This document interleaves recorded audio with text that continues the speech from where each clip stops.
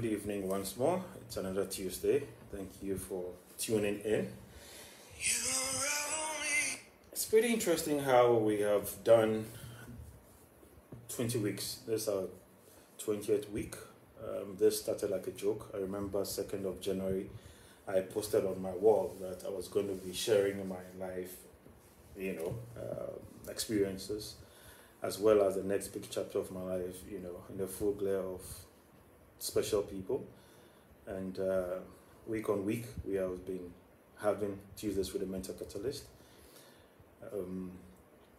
I've had a lot of interesting feedback, I've had a lot of support, had a lot of interesting conversations as well on the side. So for all my super fans, I want to say a big thank you to all of you who always find time to either listen live, watch live, or watch it recorded later, and then touch base for us to talk about it. So this is our 20th. So this will be end of season 1. So I believe the season 1 has been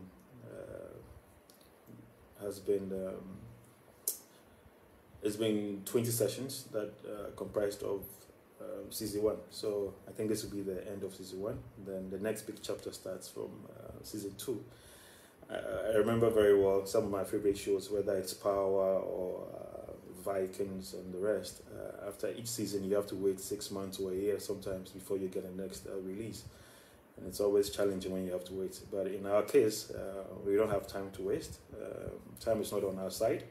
So week on week, we're going to try and do this for the next, God knows how long we can continue doing this. So last week's session was entitled Play Bigger. And basically, Play Bigger talks about being a category king. What that means is that as a business person or as a business, you want to look for a space whereby you become known as the number one market leader. You want to be known as the player that has the best service in terms of product, services, customer experience, and obviously, significant market share. So Play Bigger, it's something that I chanced on. I mentioned that, when we were being bullied and beaten by NCL big time in the ATM business, I thought of what could we do to really outsmart them and, give them a loss somewhere. And God being so good, we chanced an idea of cardless. So today, as I mentioned in the last session, we are the ones behind Telco, powered cardless, 100% in Ghana. And the lessons have been extremely valuable to me personally. At the time, I didn't know I was practicing, category king stuff or Play Bigger stuff. It was just trial and error. It was just by chance.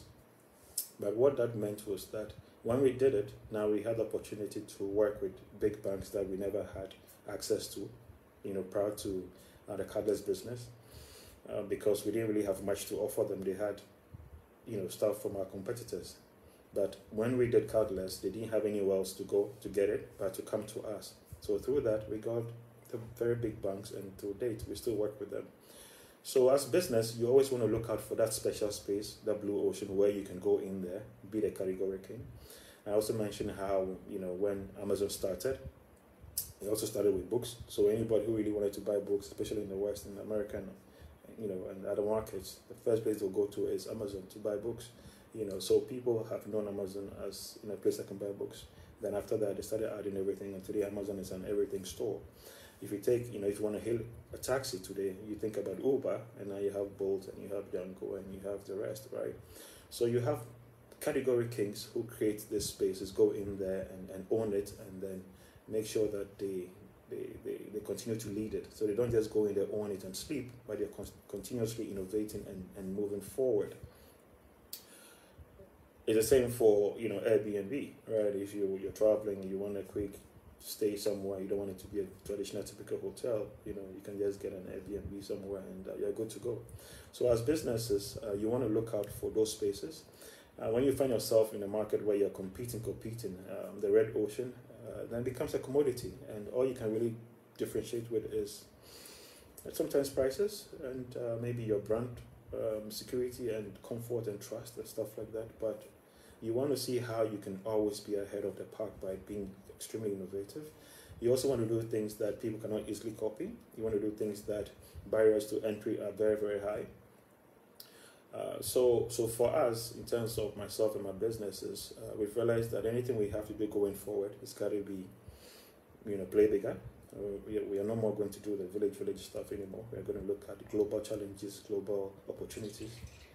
And the reason why that's important is that even if it's village, you still have 24 hours in a day, and you're going to spend time, doing the local village stuff. And I use village not in any funny way, but just to depict the market, So you in our local parlance, we always joke and say, "Charlie, be local village champion, local champion, and things like that." You don't want to be a local champion. You want to be an international champion, right? So, as a business, you always want to look out for, the big stuff, because your wins are going to be big, the challenges are going to be big, and the resources you need are going to be big. So it's more fun when you go for the big stuff. It doesn't hold for every business. It doesn't hold for every dream or aspiration or vision. But in general, I've always said, if you're going to do it, then go for it. Put in your all. So that's play bigger. Today's is entitled Pivot. Yeah? And what does pivot really mean? Pivot means when a business changes direction because whatever it's offering doesn't meet the market needs anymore. And I have said that, from January, that we are going to be touching the lives of 1 billion people in the next 20 years. We are going to increase their health span. And what does health span mean? Health span means that we're going to help people to live very healthy lives, relatively healthy lives. So that, for example, if you're going to live for up to 70, we're going to make sure that a good part of that 70 years, you're actually living, a relatively healthy life, right? And for me, this is crucial and important because having been an entrepreneur serving businesses over close to, it's probably about 30 years now, there's a lot I have learned. And I want to, just throw some quick light on that. I've mentioned some in the past sessions. One, especially in our part of the world, a lot of businesses are not standing strong. The ones that are standing strong, they're internationally controlled. So it's very difficult to really get them to offer them a lot of stuff over time. The market is also very, very small, so it doesn't really have room to accommodate a lot of serious players. So you find yourself haggling a lot, shelving to find a place and to be heard and stuff like that. So, and it's in the same vein, it doesn't put you in a position of strength as an entrepreneur. So you don't want to continue doing the same thing over and over again and expecting a different result, right? As Einstein said, insanity is doing the same thing over and over again and expecting a different result. So that being said, and the lessons learned, I've said to myself, you know what? Why don't we try something different and daring? Let's try something that is going to keep us up every day. It's going to give us reason to keep pushing, and it's going to actually transform the lives of millions and different people.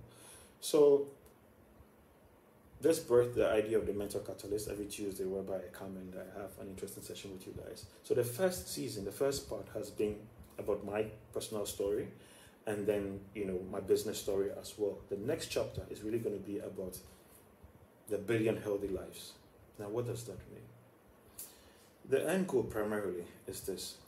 I want everybody, those who are here and those who are yet to be born, to have a system, have a way of life, have companions and solutions that will help them live healthy lives. What does that mean? What it means is this. As you're watching this, most of us truly don't have any good idea as to the state of our health. The only time that you really know the state of your health is one, when you've gone for a physical, which most people do yearly or biannually, right? Or you are sick and you go to the hospital. And when you go to the hospital, they have to now do tests on you and then to try and figure out what is wrong with you. That is the only time that you really have an idea as to the state of your health.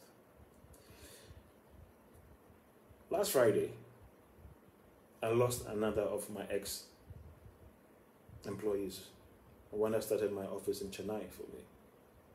He passed.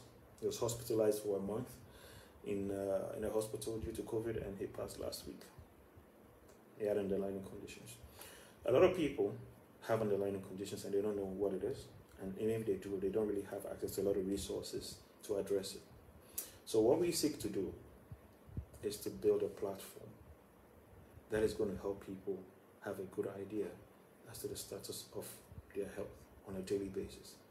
So that before anything pops up in your system, you know, and you are able to do something about it.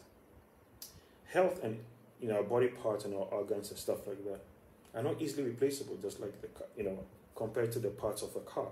If you have a car, you want to change your engine, you can easily change it. You want to change your shocks, your tires, whatever on a car, you can change it. Or you can just buy a new car. Can you buy a new life? Can you easily get a new heart, a new lung, a new kidney? Imagine the complications that come with it. So why should we allow what we have to deteriorate? Why should we allow for it to go south before we try to manage it? We all know that when you have a loved one who is sick in the hospital, we will move heaven and earth to try and get them well. Why should we allow that to happen when we have the opportunity to prevent them from even going to the hospital in the first place? I think last week I read an article on Ghana Web, and I was very heartbroken when I heard about the number of ICU beds that we have in Ghana. So imagine that even 10 people need critical care. How many beds is out there for them to have access to? And when you don't have good health, everything else slows down. When you're sick, you don't feel well, you cannot be productive at work, you cannot be productive at school, you cannot be a good spouse because you're not in the zone. So health is wealth. So we are saying that, look, for the next 20 years, we are together going to build a system, a platform that is going to help all of us increase our health span. You're going to know what your vitals are, close to 24/7. You're going to participate in fitness exercises, not alone, but as a community. But the ultimate goal for us is we want to be able to predict when you're going to be sick, what you're going to be sick of, and when, and what services, what solutions you're going to need before it happens. Now, this is not an easy dream. Someone may be watching and listening and say, "Oh, Michael, what are you saying? Are you saying that before I fall sick, I'm going to know, and I'm going to have a solution ready before it happens, if it is going to happen? How are you going to do that?" And I'm talking about not just 1, 2, 3, 4, 5 people. In the next 20 years, we want to touch the lives of a billion people all over the world. A good number of friends who know what we've been working on will say, "Michael, why do you put it out there? Why do you say it?" Today, I woke up in a very terrible mood. I had a terrible nightmare. It was really bad. And I woke up feeling all broken and kind of like sad. So a good part of my day has been just blah. But it also dawned on me that I can't allow my mood, how I feel, to affect the big agenda. So I have to find a way to snap out of it. When I look at the past 20 weeks, there's been a number of days that I've wanted to give up. Nobody's paying me to do this. But here's the thing. When you put stuff out there, now you have no choice but to work towards it, to deliver on it. So, as some of you who are watching now, you're all coming on Tuesday to watch. If I didn't put it out there, I would have given up because I've had so many reasons why I want to give it up. So in life, sometimes, you want to put your goals out there. Not every goal, but some goals, put them out there. You got to be intelligent. You have to be smart in how you decide what you put out there. Anyway, put it out there and then live up to it. So when I put it out there that I'm going to read a number of books that whatever it is, I am reading, and people on the side keep on asking me, "Charlie, Michael, can you share this? Can you share that?" But what it does for me is it forces me to keep reading. So when I say that we are going to touch the lives of a billion people, I'm putting it out there today. And this is something that I can't do alone. I can't do alone. And I'm going to tell you stories about how I found strangers, angels, mercenaries, generals, warriors from different parts of the world who have been part of what we have been building for the past 8 months. people from the UK, from Silicon Valley, that's in California, from Canada, from Serbia, from India, from China. Strangers that I found in my search for help, who have committed and have been part of this journey for the past 8 months. Not even to mention the local folks here who have, in their own small ways, supported what I've been working towards. I don't want to mention their names because they know who they are. And I want to say a big thank you for everybody who has helped. What you're doing is not for Michael, it's for humanity. And I'm not going to let you guys down. I remember one of the Chinese suppliers. She later came and said, Michael, the very first time I interacted with you on Alibaba, I realized there was something unique about you. Ever since, she has done everything in her power to support this dream. When you know God's hand is in something, you can't deny it. In my worst time of my entire life, He has given me a dream, which naturally I'm supposed to pass on. But as a man of faith, I've decided to take on the challenge to honor Him. So what we are going to do together next Tuesday is we are going to unveil what we've been working towards. In software, in startup, in technology, they always say you have to be ashamed of your first product. I wish I could wait for another 6 months to add so many features to the product. But as part of the lessons I've learned in the past, where I always keep on building features, building things, because I think people like this, people like that, and a year goes by, 2 years goes by, and I think has not seen the day of light, has not gone to market. I have learned that put it out there quickly and get feedback. So version 1, as we are speaking, is being baked, it's being cooked. My guys are working 16 hours a day non-stop just to get it out there. So I'm putting this date out there not because it's ready. In whatever state it is, we are going to roll it out June 1st. And it's going to be the beginning of an interesting journey together. Because I want everybody watching to live a healthy, happy life. I don't want to come and visit somebody in the hospital when they could have prevented it. No. When they could have prevented it, no. I have said that if God has given us 70 years, I'm 50 now, I have 20 years left. The only smart and wise way to use it is to use it in a way that transforms, affects, impacts, improves the lives of people. That is why I am doing this. I can't do it alone, and I'm going to need everybody's help. Lastly, if I had met or I had anybody to teach me the things I keep on impacting through these sessions, I think I would have been far, far ahead by now. I would have been far, far ahead by now. Patricia. I would have been far, far ahead by now. But here's the beautiful thing about life.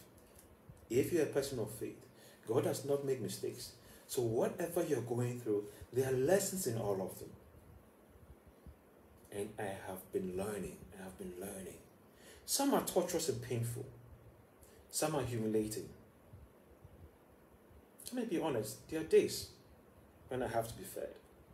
There are days when people just have to come to my aid. And I'm a lion. I am a lion. But when you're a lion, you don't give up. When you're a lioness, you don't give up. You accept the challenge, say your prayer, put one foot in front of the other, and keep going. So I'm putting today out there that something big is coming, and it's coming out of Ghana. And it's coming out of Ghana, and so many good people are going to be part of it. So my brothers and sisters, next Tuesday, we're going to unveil the beginning of the next big chapter. We are going to build a business, a multi-billion-dollar business together. We will set the targets together. We will analyze and review them together. We will learn from the lessons together.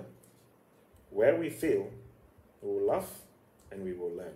Where we succeed, we'll find ways to celebrate. But we are going to do it together. Prosper. We're going to do it together. I say all of this thing with the highest level of humility. Sometimes I come across as hard in some way. No. You have to be brave. So in whatever you're doing, whatever you're going through, be brave. It's okay to have little doubts here and there. But say a prayer. Be brave. Keep going. I don't know anybody who put in their best and lost. I am a living testimony. I am still here. And my bigger act is before me. So I'm telling you that if it's a PhD you want to get, go get it. If it's a CEO position you want to get in your job, go after it. But be willing to do the time. Don't cut corners. Be a good person. Brothers and sisters, I love you guys so much.